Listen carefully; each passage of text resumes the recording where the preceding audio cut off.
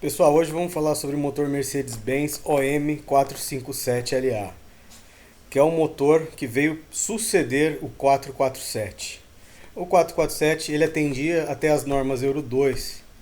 Então, quando o governo aqui no Brasil exigiu Euro 3, o equivalente ao Euro 3, então a Mercedes teve que atualizar o 447 e o motor que chegou para substituir ele foi o 457, que é esse motor aqui.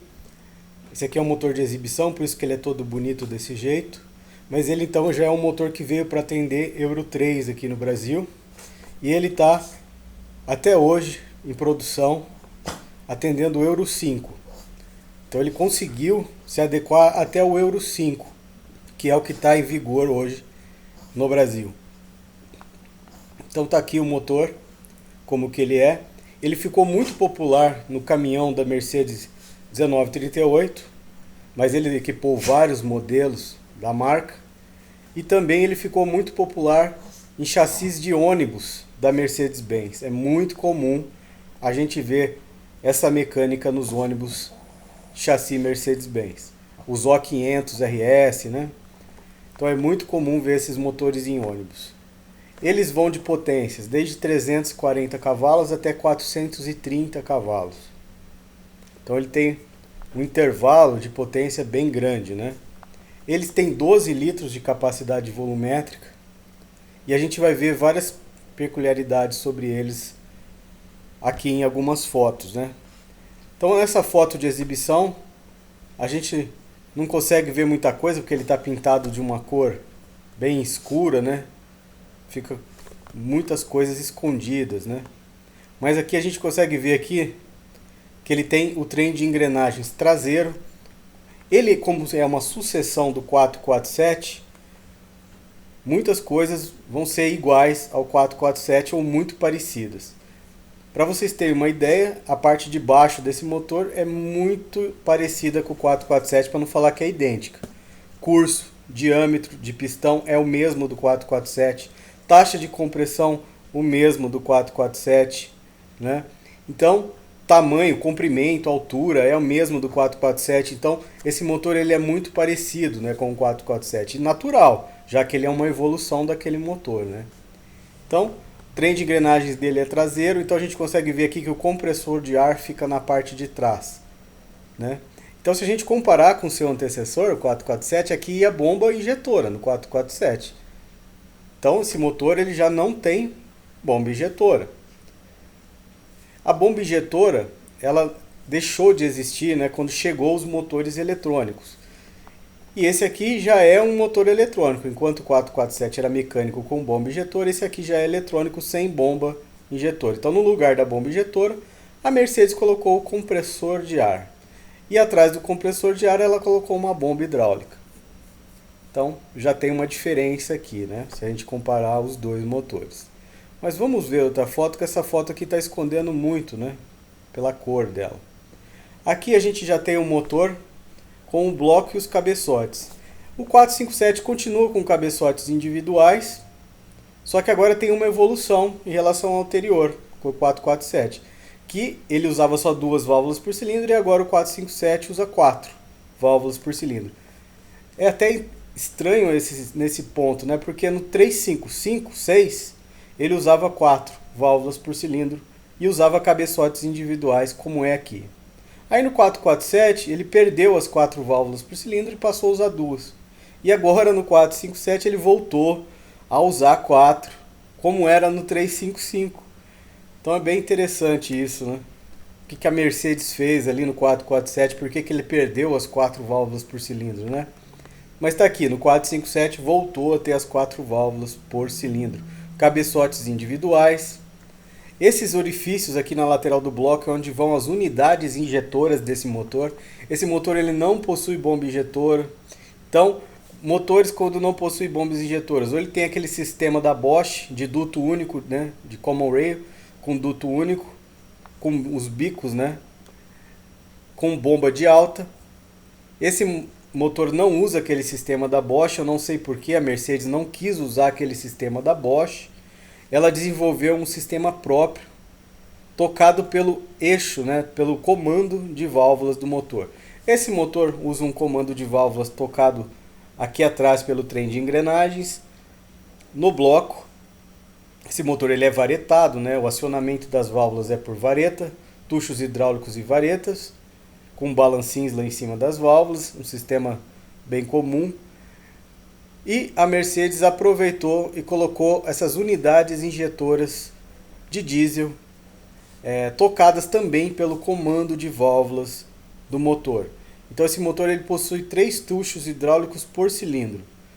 2 tuchos são para tocar as varetas que tocam os balanceiros, né, que tocam as válvulas. E a central, o tucho central dos 3, toca a unidade injetora de combustível, né? Então o comando de válvulas que é responsável por pressurizar, né, o diesel que é injetado no bico, né?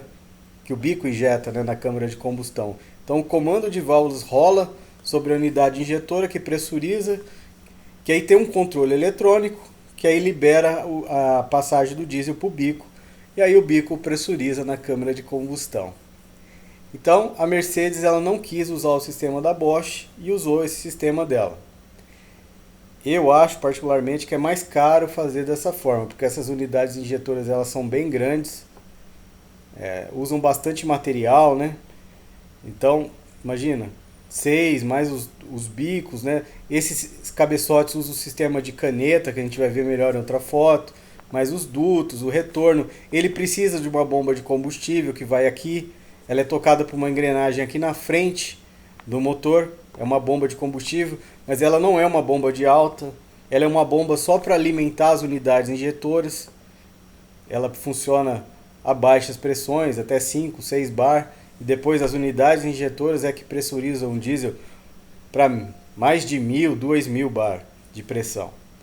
Então tá aí como que é esse motor da Mercedes. Esse aqui é o lado da admissão, então esses orifícios aqui são os orifícios onde vão preso o coletor de admissão desse motor. Aqui nesse buraco, aqui na caixa seca traseira do motor, é onde vai alojado o sistema de respiro desse motor. E a gente vai ver que o respiro desse motor ele já não é tão simples como era no 447 que jogava direto para a atmosfera. Esse não, esse já tem um sistema bem mais refinado e volta na admissão do motor, não vai para a atmosfera. Aqui é onde vai o compressor de ar, aqui é onde vai a bomba de combustível, aqui onde vai as unidades injetoras e aqui os cabeçotes. E os cabeçotes estão sem as tampas, né? Então a gente consegue ver as 4 válvulas para cada cilindro, né? E a gente consegue ver também que são cabeçotes individuais. Cada cilindro tem o seu cabeçote. Vamos ver outra foto. Aqui a gente tem a mesma lateral da admissão, agora só que com o coletor de admissão. Então a gente não consegue ver aqueles orifícios que a gente via na foto passada. Aqui onde vai preso aquele cotovelo que vem do intercooler, né? O ar pressurizado do intercooler entra por aqui, num cotovelo que vai parafusado aqui no coletor de admissão. Aqui a gente consegue ver também as unidades injetoras, elas estão no lugar aqui, né? A parte de cima aqui é onde é o controle eletrônico delas. A gente consegue ver o compressor de ar aqui. Isso aqui é onde vai a mangueira do radiador. Esse motor ele tem uma característica que ele tem 2 entradas de água do radiador. Quando esse motor é usado em ônibus, a entrada é lateral aqui. E quando ele é usado em caminhão é lá pela frente. Pelo menos eu acho que é assim. Aqui está o respiro aqui. Lembra que eu falei que o respiro vai preso ali? O sistema de separação do líquido do vapor já é um sistema bem mais com um controle bem mais fino, né? E depois sai uma mangueira e volta para a admissão para ser sugado novamente pelo turbo, os vapores, né? Então já atende, né, pelo menos já Euro 3 até o Euro 5 esse motor. Aqui onde vai parafusado o suporte que prende o motor no chassi do caminhão ou do ônibus, ou onde queira, né? Aqui a gente consegue ver o volante do motor lá atrás parafusado no virabrequim, então ele está sem a embreagem. Essa foto também não deixa a gente ver as tampas das válvulas lá em cima, né, dos cabeçotes, fechando tudo, né? Tá pintado numa cor aqui que não ajuda muito a gente ver, né? Mas vamos ver outra foto. Aqui é uma foto superior dele, né? É dentro de um caminhão. O símbolo da Mercedes lá nas tampas das válvulas, né? Então cada cabeçote tem a sua tampa, então são 6 tampas. Aqui é o coletor de admissão e aqui é o coletor de escapamento. E a gente consegue ver uma tubulação aqui por cima aqui dos cabeçotes. Isso aqui é o retorno de água dos cabeçotes, cabeçotes individuais. O retorno da água é externo. Então esse tubinho aqui que faz o retorno da água dos cabeçotes de novo para o sistema de arrefecimento do motor. Aqui é o coletor de escapamento, aqui é o turbo, a gente não consegue ver que ele está com uma chapa defletora de calor por cima dele, né? Isso aqui é aquela haste que vai para o câmbio, né? Fazer a seleção das marchas, seletor. É uma foto que a gente só consegue ver o motor por cima, né? Dando um destaque para as tampas dele, com o símbolo da Mercedes. Aqui uma outra foto, agora da dianteira do motor, do lado da admissão. A gente consegue ver lá atrás o compressor de ar, ele está sem a bomba hidráulica. A gente consegue ver as unidades injetoras de combustível aqui, com a parte eletrônica por cima. A gente consegue ver o filtro de combustível. Esse motor usa filtros do tipo refil, tanto no óleo quanto no combustível. É aquele tipo que a gente só troca o refil, você abre, né? Você tira aqui a tampa com uma rosca e troca só o refil interno, né? Então tanto de combustível quanto de óleo é desta forma. E esse aqui em cima aqui é o de combustível. Aqui a gente consegue ver aqui embaixo a polia do virabrequim. Repara que ela é dupla. Então esse motor ele usa 2 correias. Essa correia da frente aqui toca o ventilador do radiador. Então essa polia aqui, ela é exclusiva para o ventilador do radiador. Então o ventilador vai preso nessa polia aqui, parafusado. E essa parte da frente aqui da polia do virabrequim toca a polia do ventilador. E a de trás toca a bomba de água, essa polia aqui é da bomba de água. E toca o alternador também, mais lá ao canto. E quando tiver ar-condicionado, ele também vai tocar o ar-condicionado, o compressor do ar-condicionado. Então esse motor ele tem essa característica que o difere dos outros. Ele tem 2 correias de acessórios, né? Uma exclusiva para a hélice do ventilador. Por que a Mercedes fez isso? Não sei, talvez porque como que são normalmente? A hélice do ventilador é presa à polia da bomba de água, né? Aqui junto da polia na bomba de água, a engenharia já aproveita e já parafusa a hélice do ventilador ali. Eu não sei porque a Mercedes não quis fazer dessa forma. Ela colocou um sistema dedicado para a hélice do ventilador. Mas tudo bem. Aqui é o cavalete das válvulas termostáticas, né? Tem 2 válvulas termostáticas esse motor. E aqui é onde vai a mangueira que retorna a água para o radiador. Aquela água quente, né? Que vai retornar lá para o radiador para ser refrigerado. E aí ele volta frio aqui pela tubulação que está mais aqui nesse canto atrás do alternador. Aqui tem a boca que sobe aqui de novo para a bomba de água pressurizar para o sistema, né? Para o bloco e subir para os cabeçotes. A gente consegue ver com o cárter, esse motor ele tem 2 tipos de cárter. Ele tem esse cárter deslocado aqui para frente, dessa geometria retangular, né? E tem um cárter deslocado para trás, mais achatado, com aquela forma meio aerodinâmica, parecendo uma asa. Então nesse ponto ele é idêntico ao seu antecessor, o 447. O 447 era dessa forma também. Ele também tinha essas 2 opções de cárter, e o 457 também é idêntico nesse ponto. Aqui um suporte, né, onde apoia o motor, né, no chassi.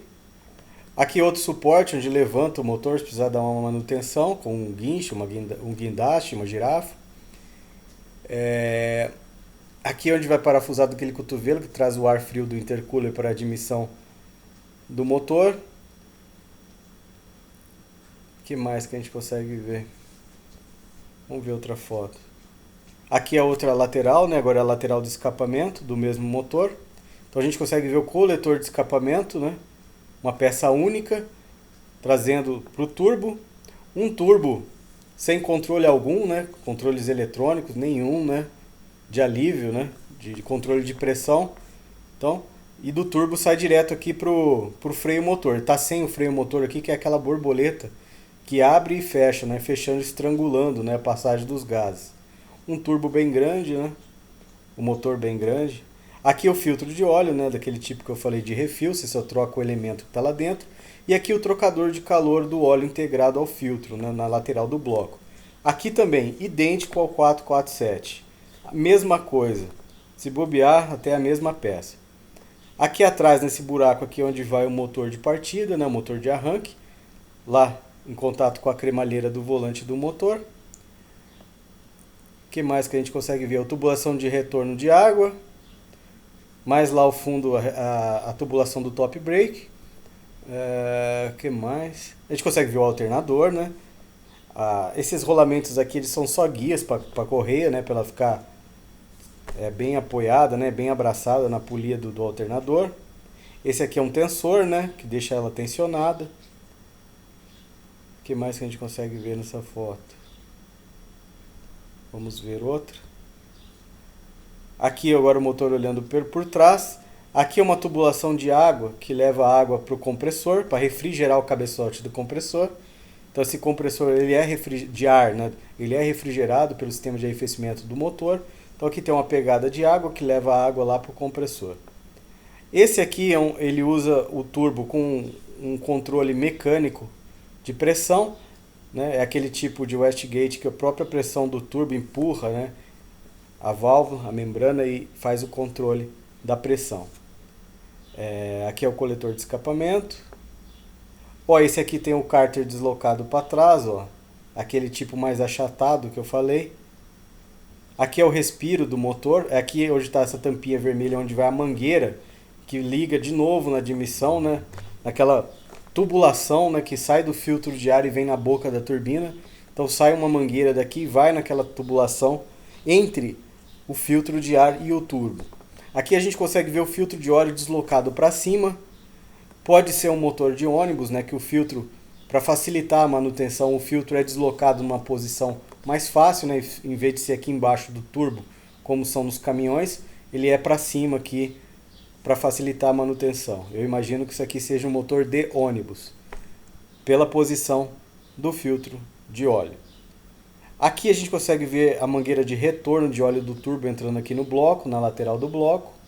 A pegada de óleo a gente não consegue ver, mas também é aqui na lateral do bloco, sobe para o turbo.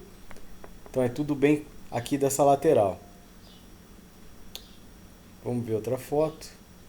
Aqui um motor 457 deitado na horizontal. Ele também foi usado em plataformas de ônibus, em que ele era usado na horizontal, por baixo do chassi do ônibus. No Brasil não teve essa configuração, ou eu não lembro de existir essa configuração no Brasil. Isso aqui provavelmente foi fora do país, né? Mas existiu. E está aqui uma foto de um 457 usado em ônibus funcionando na horizontal. Aqui uma foto que mostra bem as unidades injetoras. Então a gente tem lá 6 unidades injetoras, né? Como eu falei, cada cilindro tem a sua. Então o comando de válvulas que está passando lá dentro do bloco, ele tem um came a mais para tocar essa unidade injetora. Então o comando de válvulas tem 3 cames por cilindro, 2 são para tocar as varetas, uma para tocar as válvulas de admissão, uma para tocar as válvulas de escapamento e tem a central que é para tocar a unidade injetora. Essa unidade injetora ela está aqui dentro do bloco e essa parte que a gente está vendo aqui é o controle piezoelétrico dela, é o controle eletrônico dela. Isso aqui é um chicote, né? Está protegido aqui dentro desse tubo aqui, pintado de cinza. E aqui nessas caixinhas é onde vai os conectores aqui, 2 terminais aqui, onde é parafusado nessa outra caixinha aqui, que aqui dentro contém um material piezoelétrico.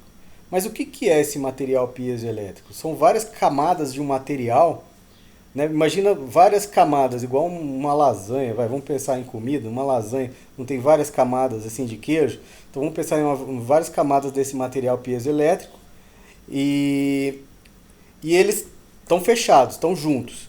E aí quando você energiza ele com a energia, por exemplo, passa um fio aqui, né, do chicote e energiza ele. Então ele afasta essas camadas, né? Ele afasta essas camadas, né, deixando assim passar ou não o diesel para o tubo, né, que está aqui na cabeça aqui da unidade injetora. Então essas camadas de material piezoelétrico, quando são energizadas, ou elas fecham ou elas abrem, né?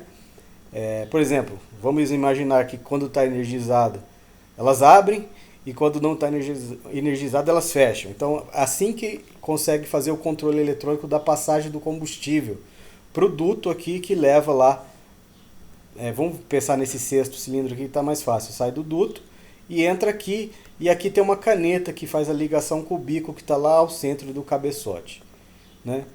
Então é assim que é feito esse controle eletrônico. E é tão preciso esse controle que eles conseguem medir a passagem do diesel aqui numa fração de um segundo, né? Então, assim, milésimo de segundo eles conseguem controlar isso. Então é bem legal, né? Então consegue controlar o tempo de injeção de uma maneira bem precisa, né? E esse combustível está pressurizado aqui numa pressão muito alta, né? Essa unidade gestora, quando o comando de válvulas lá pressuriza o diesel aqui, né, empurra o diesel aqui dentro da unidade injetora, ele é pressurizado a uma pressão absurda, né, mais de 1000 bar, né, 1500, 2000 bar. Então é uma pressão muito alta, né. Então essas unidades piezoelétricas aqui nesse sistema, eles conseguem segurar uma pressão muito alta, né.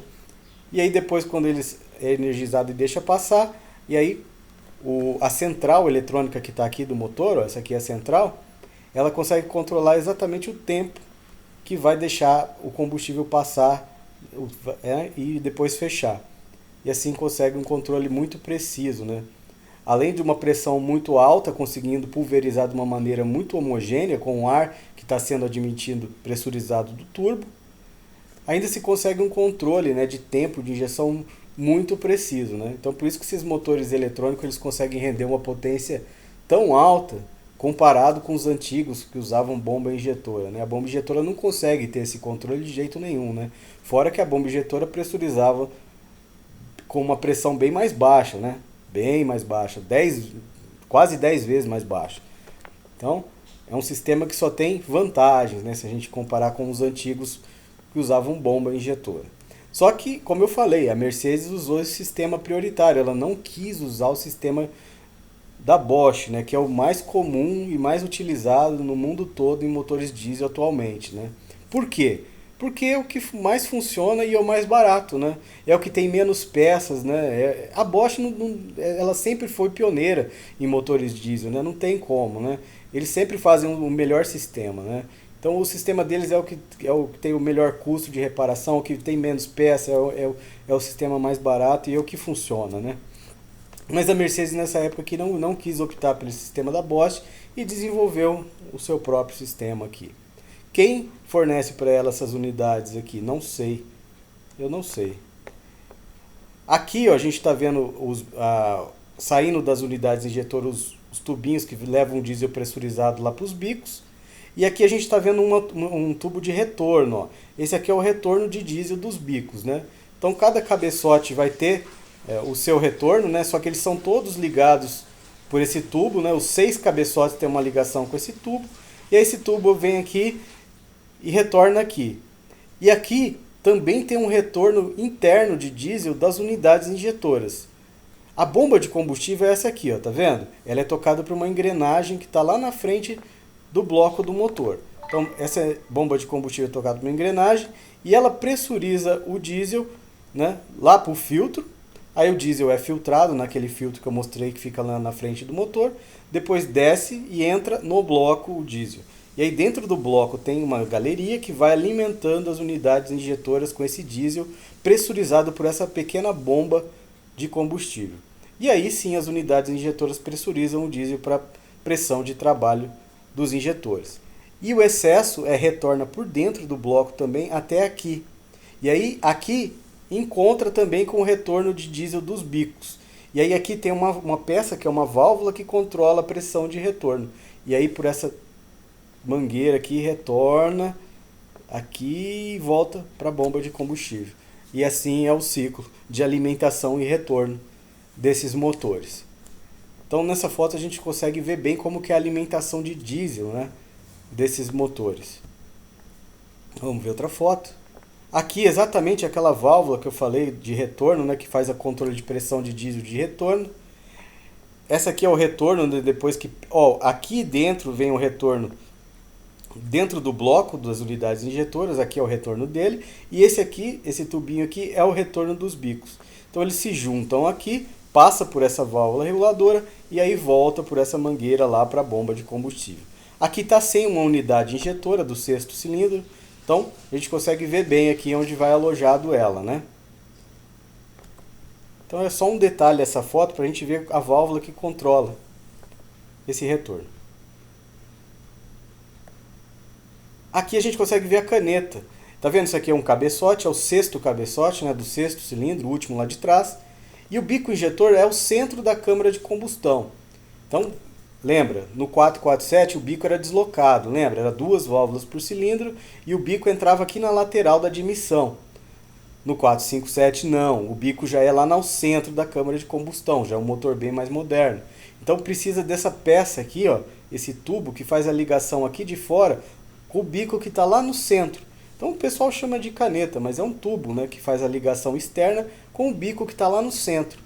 Então o tubo que sai da unidade injetora vem, entra nesse tubo que é chamado de caneta e aí ele entra lá dentro do cabeçote e tem contato com o bico. Então ele que alimenta o bico injetor com um diesel. E aí o retorno do bico também tem uma galeria interna no cabeçote e retorna aqui. Então esse aqui é o retorno de diesel do bico e aqui é a entrada por esse tubo. Então é assim que entra no cabeçote. E o bico aqui não tem como ver, né? O cabeçote só está sem a tampa, ele está todo montado. Então a gente não consegue ver, mas ele está lá ao centro. Essa peça aqui, ó, é a que fixa o bico no cabeçote. Então ele está bem lá. Ó as varetas, né? Ó, vareta e vareta. Eu acho que essa aqui é a vareta de escapamento e essa é de admissão. Então tá aí.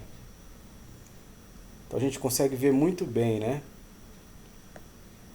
Vamos ver outra foto. Aqui uma unidade injetora, olha o tamanho da unidade injetora, né, que vai lá dentro do bloco. Aqui é onde tem contato com o comando de válvulas, né? Lembra que eu falei que o comando de válvulas tem um lobby só para tocar essa unidade injetora, né? Então aqui tem um rolete, então ele é roletado, né, para diminuir o atrito com o comando, né, e não ter um desgaste também excessivo do comando. Então ele tem um rolete aqui, né, um rolamento. Então aí, e aqui vamos pensar que o comando de válvulas vai rodar aqui e vai empurrar isso aqui para dentro. Então toda vez que empurra isso aqui para dentro, pressuriza o diesel que está aqui dentro. E empurra com tanta força, né, e aperta com tanta força, claro, deve ter aqui dentro um sistema que multiplica a pressão que é apertada aqui pelo comando, e aí chegando a pressões absurdas, e aí aqui em cima, na cabeça dela, aqui tem o controle piezoelétrico da passagem ou não, né, do diesel para os bicos. Aqui são os anéis de borracha, né, onde eles vão, né, que fazem a vedação do diesel, né, para o diesel não cair, não descer, né, e entrar em contato com o óleo do motor, né, porque essa peça ela tem contato direto com a parte de baixo do motor, né, onde está tudo lubrificado pelo óleo, né, inclusive essa parte de baixo aqui é lubrificada pelo óleo. Então não pode ter esse contato, né, do diesel com óleo. Então tem esses anéis aqui de borracha que fazem essa separação, né, essa vedação do diesel, né, da parte onde passa diesel para onde tem óleo. E claro, aqui para cima para não ter vazamento, né, para não ficar vazando óleo aqui na lateral do motor. Então é uma peça que tem que tomar cuidado na hora de instalar, né, para não entrar mal encaixado esses anéisinhos aqui e não der problema de vazamento, né. Então tá aí, olha o tamanho, né? Aparenta ser pesado, né? Só de olhar assim, se parece ser uma peça bem pesada. Então, nesse ponto eu até entendo porque ultimamente a maioria das montadoras usa o sistema da Bosch. Ele é um sistema muito mais prático, né? Se a gente comparar com esse tipo de sistema que foi adotado pela Mercedes. Mais leve, né? Deve ser até mais barato de se dar uma manutenção. Mas tá aí, na época a Mercedes usou isso aqui e usa até hoje. Esse motor acho que está em produção, se eu não me engano, né? Está em produção até hoje. Então está sendo usado até hoje. Vamos ver outra foto. Aqui, sem a tampinha aqui, né? Tirou a tampinha, então olha como é simples, né? São só 2 terminais que alimentam ali a cabeça, né, do sistema piezoelétrico, né? Como eu falei, basta energizar ou não para o sistema deixar ou não o diesel passar pressurizado para o tubo, né? Então o diesel ele tem um sistema aqui que está impedindo o diesel de subir. Se ele energiza, o diesel passa, pressurizado para o tubo e vai para o bico. Se corta a corrente, para de subir diesel, porque fecha. Então é um sistema até bem simples, né, na parte eletrônica, né? Dois terminaizinhos aqui, né? Deve ser um positivo e um negativo. E aí que é onde passa o chicote elétrico para os 6, né? Como eu falei, tem 6 unidades injetores. Então tem alguém aqui tirando com uma chave de fenda aí. Aqui é a unidade que controla, né, a central que controla o motor. E aqui tem um detalhe para esse sistema aqui. Isso aqui é um sensor. Esse aqui é um sensor que mede a pressão atmosférica. Esses motores eletrônicos, eles têm um controle muito grande, né? Eles têm muitos sensores, né?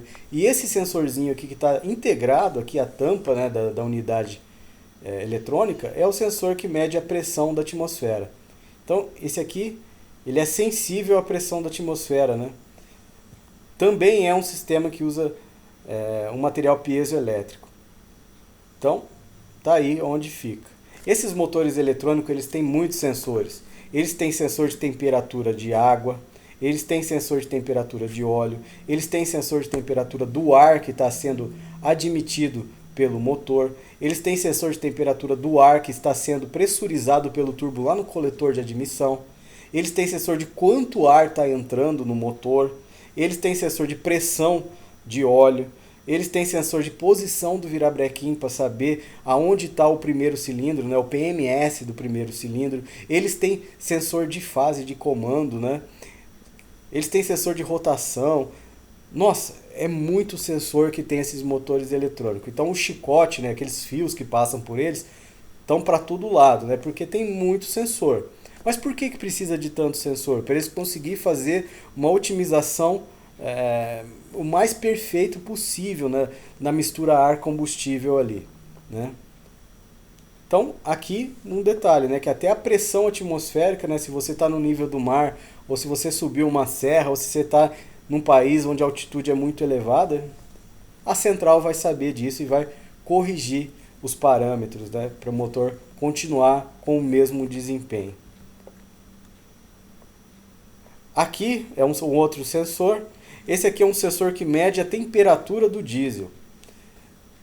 Até isso tem. Até a temperatura que o combustível é injetado nas unidades injetoras é controlado pela central de gerenciamento eletrônico. Então está aqui um sensor de temperatura do diesel, né? Então, mais um sensor. Vamos ver outra foto. Esse aqui é um sensor que mede o nível de óleo do cárter, né? Então, se por algum acaso acontecer algum problema lá no motor do caminhão e o óleo diminuir o nível muito rapidamente, acusa lá no painel do caminhão que o nível de óleo está baixo, né? Então é esse sensor aqui, né, que faz essa medição e ele vai dentro do cárter, né, de óleo. Vamos ver outra foto. Aqui o motor sem os cabeçotes, né?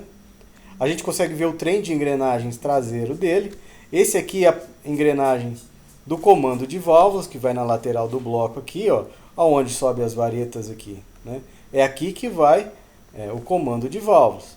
E aquela menorzinha lá é do virabrequim, que está com os parafusos que prende o volante do motor nela. Só que está sem o volante do motor, então só está com os parafusos ali. E essa engrenagem que toca o comando de válvulas, ela é dupla. Ela tem uma outra engrenagem interna aqui, menor, com um diâmetro menor. E essa menor aqui é que toca o compressor de ar do motor que vai preso aqui, ó, na lateral. Não se engane aqui, esse não sobe em 3 varetas aqui, é só 2. É só uma aqui e uma aqui. Essa aqui é subida de água, né? Essa do meio aqui é subida de água. Então, olha, o pistão, ele usa camisas removíveis, né? Camisas úmidas removíveis, o pistão com câmara de combustão central, como eu falei, o bico do injetor vai ao centro do cabeçote, né? Então injeta no centro do cilindro, então o pistão tem a câmara de combustão central. Então, de novo, se a gente comparar com o seu antecessor, que é o 447, era diferente. O bico entrava lateralmente pelo lado da admissão e a câmara de combustão era deslocada em direção ao bico. E ele só tinha 2 válvulas por cilindro. Esse aqui não. Esse aqui já o pistão é de câmara de combustão central, o bico é o centro e 4 válvulas por cilindro. Então tá aí como que é o bloco, né, onde vai preso, né, parafusado os cabeçotes. Vamos ver outra foto. Ah, esqueci de falar da taxa de compressão, né, já que estamos falando da câmara de combustão. É a mesma taxa do 447, 17,25 para 1, não muda. Então a parte de baixo desse motor é muito parecida com o 447. Por baixo os virabrequim, ou o virabrequim, né? Os pistões com as bielas, né? Tudo preso aqui, está sem o cárter, né? Então a gente consegue ver bem. Ele também está sem a bomba de óleo, sem um pescador, então deixa a gente com uma visão muito boa de como que é a parte de baixo, né? Os contrapesos e tudo mais. De novo uma foto aqui, né, do virabrequim com o comando de válvulas. Aqui a gente consegue ver bem a engrenagem de dentro lá, ó, que toca o compressor de ar. O compressor de ar vai aqui nesse buraco aqui atrás, ó, tá vendo? E aquela engrenagem lá de dentro que toca ele. E essa engrenagem de fora maior é a que toca o comando de válvulas, e essa engrenagem menor é a do virabrequim. Mas por que isso? Por que tem duas engrenagens aqui? Porque eu imagino que o compressor de ar, né, precise de uma rotação diferente do comando de válvulas para funcionar adequadamente. Então a engenharia colocou duas engrenagens presas aqui com diâmetros diferentes para atender tanto o comando de válvulas, tanto o compressor de ar sem problemas, né? Então tá aí como que é, um trem de engrenagens muito simples, né? A gente vai ver em outra foto que na frente também tem mais duas engrenagens, mas é bem simples, né? Um motor bem simples de dar manutenção. Aqui o da frente, ó, é uma foto meio ruim, mas aqui, ó, o comando de válvulas ele atravessa aqui, ó, e aqui tem outra engrenagem que toca essa outra engrenagem aqui. Essa engrenagem é da bomba de combustível. A bomba de combustível, aquela bomba que só pressuriza para as unidades injetoras, ela também é tocada por engrenagens, né? E aqui é onde vai a engrenagem que toca ela, que é a engrenagem do comando de válvulas. Então o comando de válvulas é tocado por uma engrenagem lá atrás, ele atravessa todo o bloco, sai aqui na frente, tem uma outra engrenagem que toca a bomba de combustível. Então na frente só tem essas duas engrenagens aqui para tocar a bomba de combustível. Aqui é onde vai a bomba de água. Aqui é o orifício por onde puxa a água e aqui é onde empurra para dentro do trocador de calor do óleo. O trocador de calor está aqui nessa lateral, né? Então é aqui que empurra para lá. E quando as válvulas termostáticas estão fechadas, é por aqui que retorna para fazer o ciclo. Essa foto está meio escura, né? Não dá para ver muito bem. Aqui, por cima, sem as tampas dos cabeçotes, a gente consegue ver como são as varetas, né? Cada vareta empurra um conjunto, um balancinho que toca duas válvulas, né? Então cada balancinho, ó, toca duas válvulas, né? Um balancinho toca duas válvulas de escapamento e um balancinho toca duas válvulas de admissão. E mais ao centro aqui, a gente não consegue ver porque está escondido, está essa peça aqui que segura o bico injetor no seu lugar, né? E aí por cima vai a tampa, fechando tudo, né? Essa tubulação aqui é o retorno de diesel dos bicos, ó. Retorno de diesel, que volta lá para o sistema lá, que a gente já viu em outra foto. Essa aqui é o retorno de água. Então esse lado aqui é o retorno de água. E esse mais por dentro aqui é do top brake. Então tá aí. Esse aqui é o coletor de escapamento e esse aqui é o coletor de admissão. Aqui um bloco, como eu falei, ele usa camisas removíveis, então tá sem as camisas, né? Então é aqui por onde a água do sistema de arrefecimento passa em contato com as camisas, né? Para refrigerá-las, né? Aqui tá sem o trocador de calor do óleo, né? Então é aqui onde vai presa aquela peça que contém o filtro de óleo, que tem aquele radiador que resfria o óleo, que é esquentado pela turbina, né? Então é um bloco aqui todo desmontado, né? Aqui já é um bloco sendo montado, ele já está com as juntas, ó. Ele já está, cada cilindro tem a sua junta, seus anéisinhos de borracha onde faz a vedação com a água. Já está com os pistões montados, né, com as camisas, e foi colocado o primeiro cabeçote lá, ó, com as válvulas, tudo certinho. Aqui onde vai o coletor de admissão, aqui onde vai as unidades injetoras, aqui onde vai aquele cotovelo de água. Tá aí. Como que é? Tem motor que aqui vai um selo aqui, e tem motor que vai um cotovelo aqui. A maioria dos motores que eu vejo, a pegada de água é lá na frente por baixo do alternador, a água que retorna fresca do radiador. Tem um cotovelo que sai da bomba de água e passa por trás do alternador, onde é presa essa mangueira de retorno de água fresca para a bomba de água, que alimenta a bomba de água. E tem motor que é por aqui, nessa lateral. Mas quando não é por aqui, vai um selo que é selado, que é fechado por uma tampa. Deixa eu ver outra foto. Um cabeçote olhando por cima, tá com as guias das válvulas, né, aqui, onde vai o bico ao centro, como eu falei, aqui onde vai o porta-injetor do bico. Dá até para ver aqui a saliência por onde vem a caneta, né, aquele tubo, né, que entra trazendo o diesel para o bico, ele vai aqui, ó, vai aqui. Então vamos pensar que essas aqui são as válvulas de admissão e essas aqui são as válvulas de escapamento. Esse aqui é o retorno de água do cabeçote, né?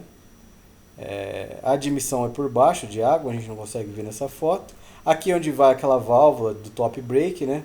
Por onde vem o ar pressurizado para acionar a válvula do top brake. E o que mais dá para ver? Os buracos por onde sobem os parafusos e esses buracos por onde sobem as varetas. O cabeçote olhando por baixo, né? Olhando por baixo. Então aqui onde sobe água, onde sobe as varetas, né? Tudo onde tem espaço, panelzinho aqui onde sobe água, né? Ou sobe óleo. Então tá aí. E aqui é onde a válvula do top... Aqui é o furo do bico, né? Que desce ao centro da câmara de combustão. As válvulas maiores são de admissão. As menorzinhas são de escapamento. E essa aqui é a válvula do top brake. O que é esse top brake? Esse top brake é um sistema de ar do sistema do caminhão. Quando você vai acionar o freio motor, tem um ar que vai lá, aciona aquela borboleta lá no escapamento depois da turbina que estrangula, né? Fecha aquela borboleta e estrangula os gases de escapamento, né? O motor ele não consegue expelir os gases de escapamento. E ele fica meio sem poder respirar, vamos pensar assim, né? Então ele fica funcionando de uma forma ruim, né? Funciona como um freio motor mesmo por estrangulamento. Só que esse sistema que tem o top brake, quando você aciona aquela válvula que fecha o escapamento lá para estrangular, ela também libera uma passagem de ar para aqueles tubinhos laterais, naquele caninho lateral que eu mostrei em outra foto no cabeçote, que alimenta essa válvula aqui. Então quando aciona o freio motor, fecha a borboleta lá no escapamento depois do turbo e abre essa válvula aqui que deixa aquele gás de escapamento passar de volta para dentro da câmara de combustão. Então tem uma ligação aqui no cabeçote desse espaço aqui do top brake, aqui dessa válvula, com a válvula de escapamento, com essa válvula de escapamento aqui. Então essa válvula, mesmo quando ela está fechada, se essa válvula do top brake estiver aberta, está entrando, está voltando gás de escapamento para dentro do cilindro. Quando a borboleta do escapamento está fechada, quando o freio motor está acionado.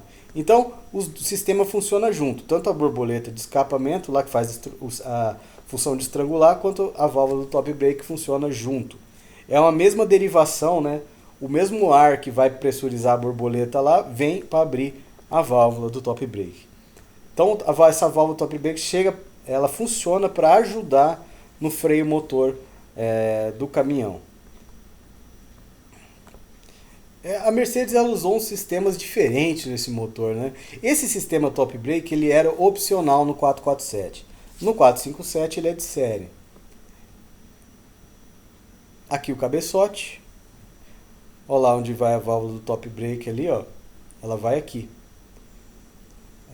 Fica pressurizado aqui com ar aqui quando é acionado. E ela abre lá embaixo. E aí quando ela abre, ela deixa os gases de escapamento que estão presos aqui no duto voltar para dentro da admissão, para dentro do cilindro. Aqui onde vai a caneta, né, que vai lá no bico injetor. Aqui é a admissão. As bielas fraturadas, né, daquele tipo já de lado, né, não é aquela que é fraturada reto aqui, né, na horizontal, ela já é mais na diagonal. Também era uma evolução para a época.